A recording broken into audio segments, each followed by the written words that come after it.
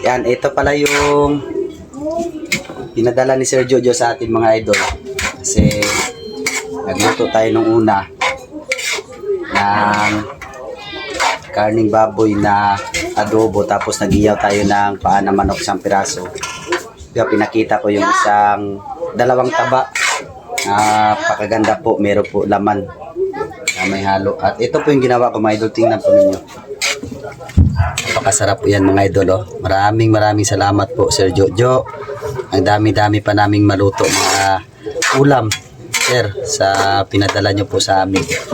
Masarap to Sir Jojo kasi may sabaw-sabaw at paborito po ito ng mga anak ko. Sana po ay nagustuhan nyo po ang video namin mga idol. At sir, sana nagustuhan nyo po ang video namin ngayon. Pansit ang ulam namin sir. Araw-araw na lang kami siguro sir merong masarap na ulam dahil po sa inyo. At meron pa man din sobra sir yung pera na 1,200, pero bala ko sana magbili ng native na manok. Sasabaw ko sana sir. Kung may binibenta pa yung kapitbahay namin, mas maganda kasi mura lang. Makatipid po tayo. Yan, at luto na po yan mga idol. At luto na po yan Sir Jojo.